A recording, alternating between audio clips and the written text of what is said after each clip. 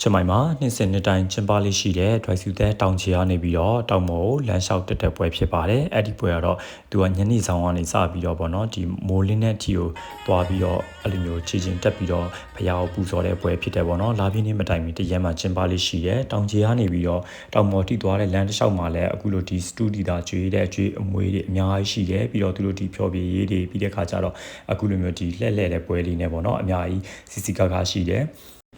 တောင်ကြားနေပြီးတော့တောင်ပေါ်အထီကိုပေါ့နော်သူတို့မှဒီအကောင်လုံးစီးစနစ်တကျရှိရပေါ့နော်အဖက်ဖက်ကဒီအကောင်လုံးပေါ့နော်ဒီ security ကအစားပေါ့နော်တော့ကျွန်တော်တို့ဒီကျမကြီးကိစ္စတွေအဆုံးပေါ့နော်ဒီ ambulance တွေကအစားအကောင်လုံးကိုပြည့်ပြည့်စုံစီစဉ်ထားတာမျိုးရှိတယ်ပြီးတဲ့ခါကျတော့လမ်းမမှာဆိုလို့ရှိရင်လည်းအတက်နဲ့အဆင်းုံနဲ့ပြေးချာကွက်ကွက်ပြပြလေးသူတို့လုတ်ပြီးတော့တင်းတင်းကြပ်ကြပ်လည်းရှိတယ်ပေါ့နော်အဲ့တော့ညဘက်ကြီးတက်တယ်ဆိုပေမဲ့ဘာမှအနည်းဖြစ်စရာလည်းအကြောင်းမရှိဘူးပေါ့နော်သူတို့အကူအညီတွေအများကြီးရှိတယ်ပြီးတော့လမ်းတစ်လျှောက်လုံးမှာဆိုလို့ရှိရင်လည်းဒီလိုမျိုးရေအဲ့လိုမျိုးစားပွဲရာတွေပေါ့နော်မောင်ကိုကြိုက်တဲ့ဟာစားလို့ရတယ်အများကြီးပဲပေါ့နော်အဲ့ဒါမှကိုစားခြင်းတဲ့ဟာလေးတွေယူပြီးစားလို့ရပါတယ်ဒါတော့ဒါတောင်မောပေါ့နော်ညဘက်ဆိုတော့ဒါချင်းမိုက်တစ်မျိုးလုံးရဲ့အလှကိုညဘက်အလှကိုမြင်ရမှာပေါ့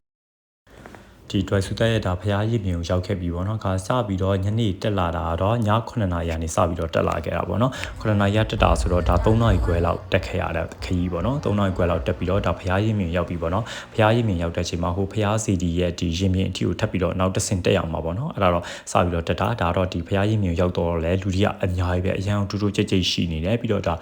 ဖျားကိုပန်းကပ်ပြီးတော့ပူဇော်တာပေါ့နော်ပြီးတော့ဒါရင်မြင်ကနေပြီးတော့ဒီချင်းမိုင်မျိုးရဲ့အလှကိုညဘက်ကြည့်လို့ရတယ်တော်တော်လှတယ်ပေါ့နော်ဒါတော့ပြန်ပြီးတော့တောင်းကိုပြန်ဆင်းတာပေါ့နော်အဆင်းကတော့ပုံမြန်ပါနဲ့အဆင်းတစ်လျှောက်မှလည်းတချို့တက်တဲ့သူတွေတောင်ရှိနေပါသေးတယ်